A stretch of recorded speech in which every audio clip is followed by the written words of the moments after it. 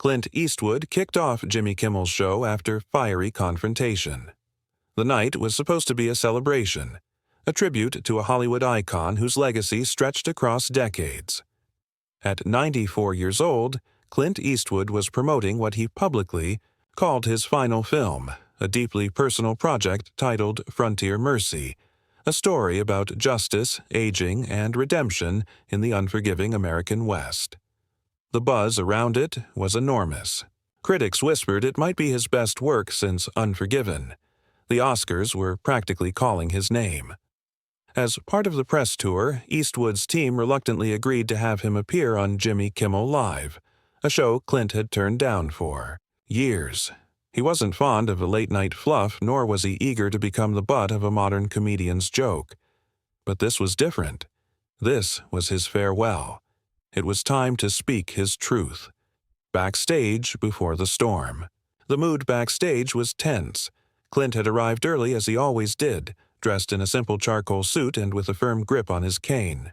He sat quietly in the green room sipping black coffee. His publicist, Lauren, briefed him again and again. Jimmy's team asked if you're okay talking about politics, she warned. Clint narrowed his eyes. I always am, but they better be ready for the answers. He wasn't joking.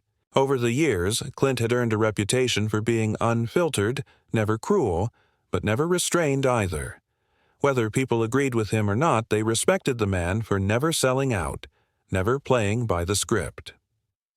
The opening act. The show opened like any other. Lights flashing, laughter echoing, Jimmy's monologue slicing through celebrity culture like a hot knife. He poked fun at the usual headlines, teased a few Hollywood scandals, and then casually dropped Clint's name.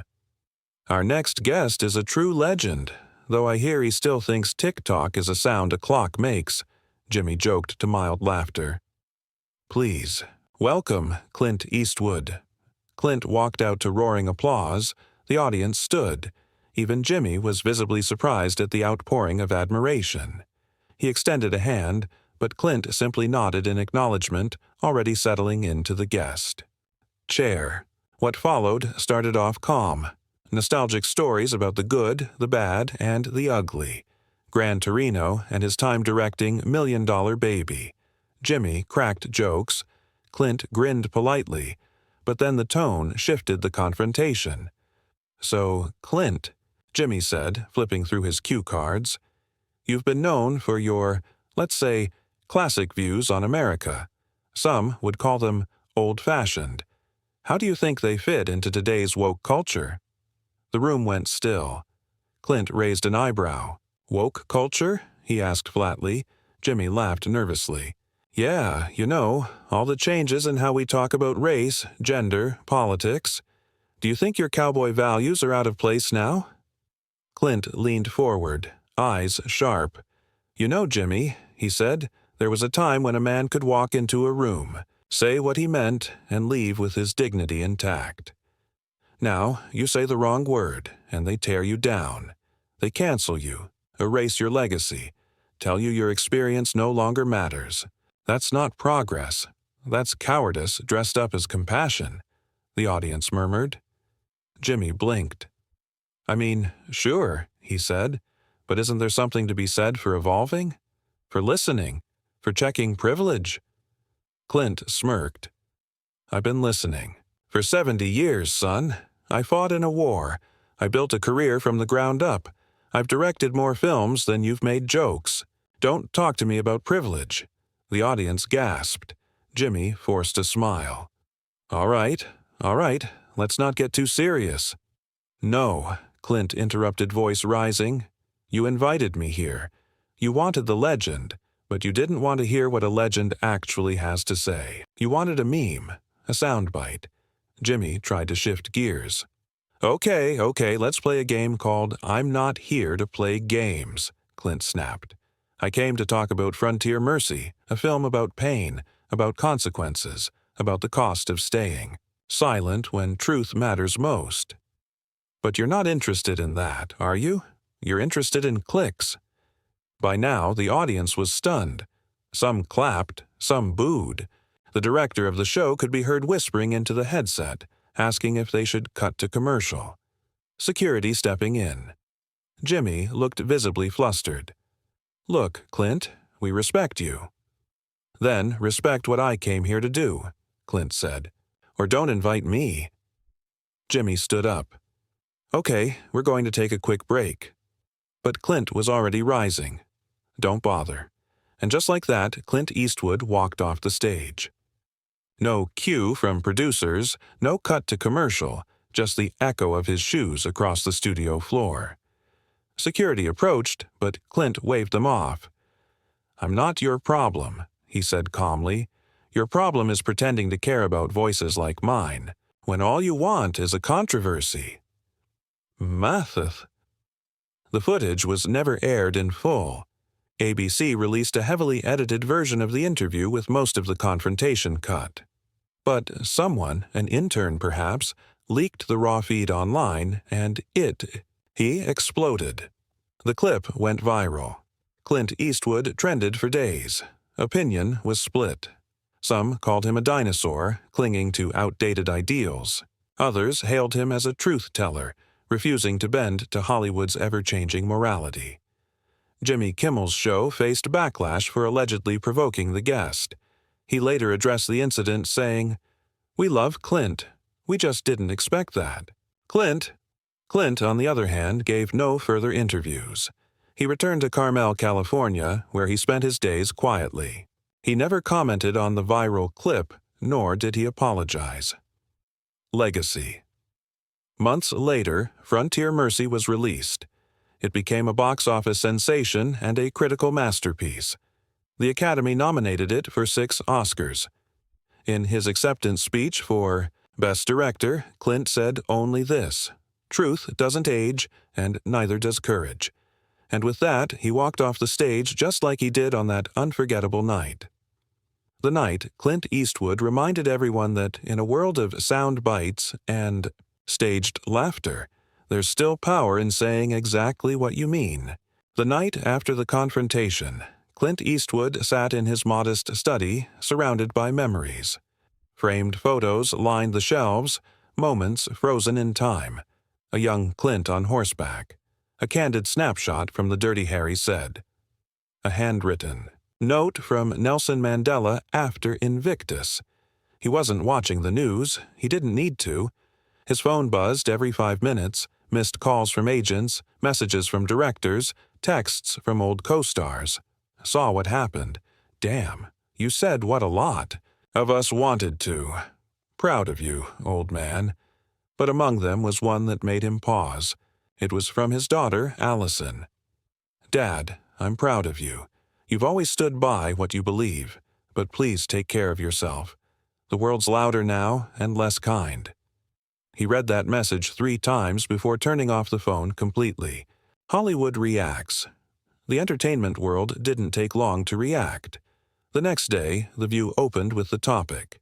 Whoopi Goldberg defended Clint's honesty while others on the panel criticized his tone. You can't just boulder your way through a conversation anymore. One co-host said, "You have to listen."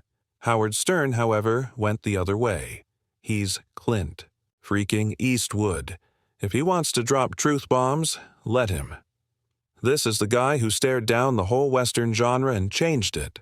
Social media was a war zone. Your Team Clint trended alongside Jimmy Kimmel Confrontation. Some argued Clint had embarrassed himself. Others said Jimmy had ambushed an elder with thinly veiled mockery. But the real shock came when a leaked internal memo from the Jimmy Kimmel Live production team surfaced. The email, allegedly from one of the show's executive producers, revealed that they had deliberately planned to poke the bear, hoping to go viral by triggering an edgy moment with the aging actor. That memo changed everything. Suddenly, sympathy shifted. People who had mocked Clint began to question the ethics behind modern media.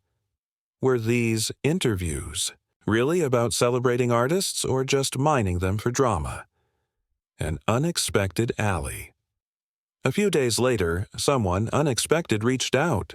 Bradley Cooper, who had worked with Clint on American Sniper. He invited Clint to a private dinner in Malibu. "I've been thinking about that night," Bradley said, pouring a glass of wine. "They wanted to make a moment out of you. But they forgot. You've lived through real moments. War, fame, heartbreak, fatherhood. They can't script a man like you." Clint chuckled. "They tried." Bradley leaned in. "You know what you should do? Make a documentary about legacy, about what the media has become, about the price of honesty. Let them see the other side, your side." Clint looked at him, eyes narrowed. And just like that, a new project was born, the redemption film. 6 months. Later, Mercy for the Outspoken premiered at the Telluride Film Festival, directed by Clint Eastwood.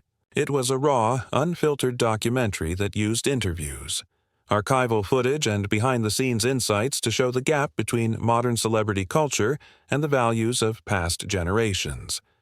He didn't attack anyone, not even Jimmy. Instead, he asked questions.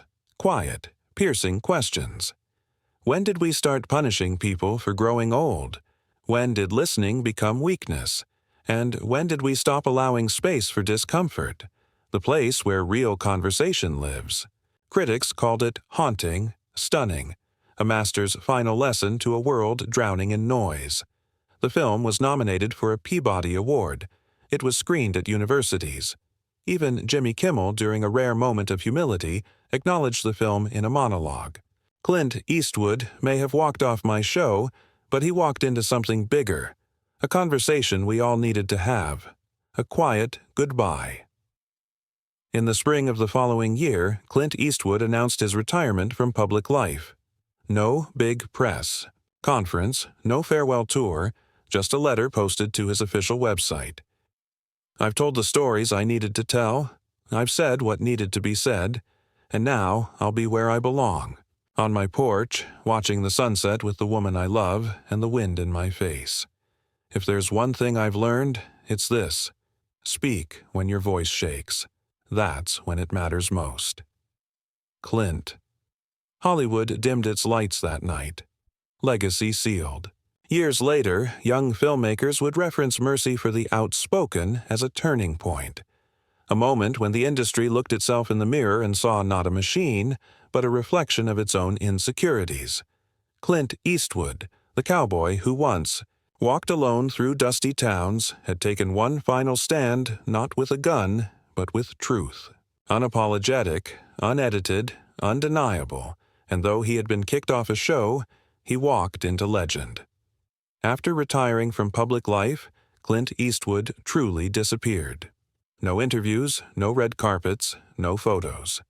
Occasionally, someone would spot him in Carmel, walking with his dog along the cliffs or quietly sipping coffee in the corner of a seaside cafe. People respected his distance. There was something sacred about letting a man bow out gracefully. But behind the scenes, something was happening. He was still writing, old-fashioned, longhand writing. Journals filled with reflections, regrets, memories of the people he'd loved and lost. Pages upon pages that no one knew existed. Not even his children. They were never meant to be published. Clint didn't want more applause. He wanted something far more precious. Understanding. He wrote about the confrontation with Jimmy Kimmel, not with anger, but with deep introspection. He asked himself if he'd been too harsh, if he could have found a better way. He wrestled with the reality that every man, even a legend, grows outdated in the eyes of a culture moving at light speed.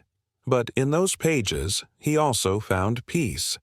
Maybe the point of old age, he wrote, isn't to keep up.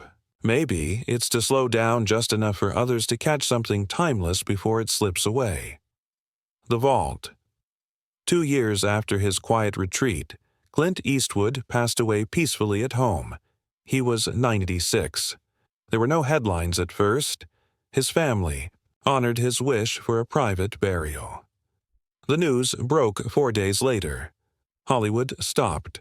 Tributes poured in from every generation.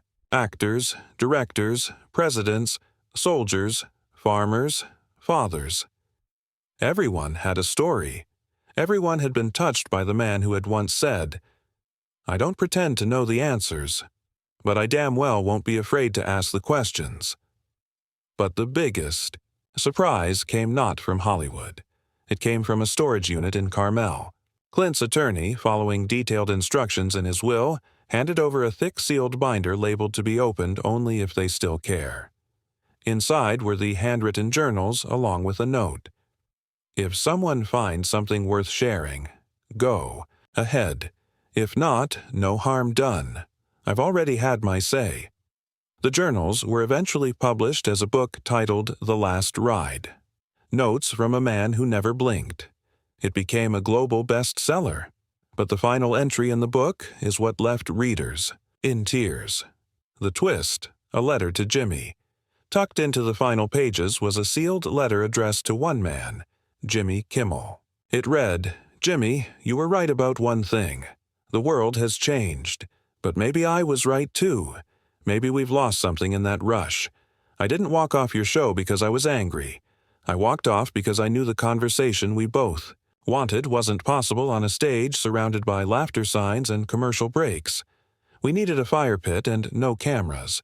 We needed silence between words. But you're a smart man. You're trying to keep people laughing in a world that hurts. That's not weakness. That's a different kind of courage. So here's my ask. When you're old, when the lights are fading, and your own jokes start to echo back with the weight of years, remember that moment we shared, and maybe then you'll understand why I stood up and walked away." Clint Kimmel read the letter live during a special tribute episode. By the end, his voice cracked. He looked directly into the camera and said, "Clint, I get it now. I really do. Thank you." The cowboy rides on. In the years that followed, Clint Eastwood's legacy became more than just about films. His journals were studied in universities. His quote, "Speak when your voice shakes," was etched on classroom walls, veteran memorials, and protest signs around the world. And in Carmel, on a cliff overlooking the Pacific Ocean, the town erected a quiet statue not of Clint holding a gun, but simply standing tall, hat in hand, gazing toward the horizon. At its base, a single word: true. 10 years after Clint Eastwood's passing, the world had changed again. Hollywood had become unrecognizable. Studios powered by AI turned out hyper-polished blockbusters. Interviews were holographic. Social media, once a chaotic flood, had collapsed under the weight of its own noise, replaced by quieter, more intentional spaces. But amid the progress, a quiet movement had started. Young filmmakers, disillusioned by algorithms and empty spectacle, began creating stripped-down films, character-driven, morally complex, slow-burning. They called themselves the Eastwood Circle. Their symbol: a single cowboy boot resting beside a typewriter. In schools, students studied Gran Torino and Million Dollar Baby, not just for their craft, but for their courage. How they said something real in a world obsessed with pretending. Professors often assigned essays on the Kimmel Confrontation, not as a scandal, but as a turning point in American culture. Clint's face, weathered, honest, unmistakable, became a symbol of resistance. Not political, not aggressive, human. One final scene. In a quiet home in Texas, a young boy, maybe 12, sat beside his grandfather on an old leather couch. They were watching the good, the bad, and the ugly. The boy, glued to the screen, finally asked, "Grandpa, was he real? I mean, actually like that in real life?" The old man smiled. "Oh, he was more than that, kid. He was real when everything else turned fake." Then he reached into a drawer and pulled out a worn paperback, The Last Ride. The boy opened it carefully. On the inside cover was that same quote, "Speak when your voice shakes." The boy read it, paused, and whispered, "I think I get it." Outside, the wind howled softly. Across the Texas plains, the kind of wind that carried stories for those who still listened. A legend's echo. Years later, a biopic about Clint's life was made by one of those Eastwood Circle directors. But it wasn't flashy. It didn't have explosions or car chases. It was simple. A man grows old, faces the world, speaks his truth, and walks away with dignity. The final scene, a recreation of that walk off the Kimmel stage, only this time no audience sound. No camera flashes, just silence. Clint walks out of frame and disappears into shadow. Then black screen. A single line fades in. You don't need to be loud to be heard. Legacy etched in stone.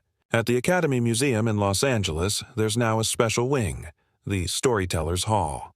Inside, there's a single spotlight on Clint's old director's chair marked with his name in faded gold thread. Next to it, a video plays on loop. Not a scene. From a film, not an interview, just a grainy clip of Clint years ago standing beside a dirt road, wind in his hair, looking out toward the horizon. He turns to the camera, smirks faintly, and says, "We all ride off someday. Just make sure the tracks you leave behind are worth following." Then the screen fades to black. The audience never claps. They just sit in silence, listening, thinking, remembering. 5 years after his journals were published, a mysterious envelope was delivered to the Carmel City Hall. No name, no return address. Inside was a simple handwritten note. "Return me to where the journey began." Attached was a small tin box weathered with time. Inside the box, a harmonica, an old sheriff's badge, a faded script with notes scribbled in red ink, and a single bullet casing from a film set no one could identify. The city council voted unanimously. They held a small private ceremony on the edge of the cliffs where Clint used to walk. No cameras, no press, just a few locals, a soft wind, and the distant cry of gulls. They buried the box under a lone tree, and on the trunk, someone carved for the man who never needed to shout. The final fade. Back in Los Angeles, Jimmy Kimmel, now older, grayer, slower, gave a rare appearance on a tribute show marking the 100th anniversary of Unforgiven. As he stood in front of a silent crowd, he held up Clint's letter once more. This time, he didn't read it. He just looked at the camera and said, "Sometimes the best punchline is a pause." Then he stepped back and the screen behind him lit up with nothing but a still image of Clint. He wasn't holding a gun. He wasn't riding a horse. He was simply smiling softly, almost peacefully. And in that moment, the audience didn't clap. They just stood up, some with tears in their eyes, some with hands over their hearts, all of them remembering. The last ride final narration. Every generation gets a few voices who stand out in the storm. Some scream, some shine, some fight. But Clint Eastwood, he did something different. He listened first. He waited. And when he finally spoke, the world leaned in. He wasn't perfect. He never tried to be. But he was real. And that, in the end, may be the rarest role of all. So, when the lights dim and the crowd thins out and the credits roll, remember the cowboy who didn't chase the applause? He tipped his hat and rode off, not into the sunset, but into something deeper. Legacy.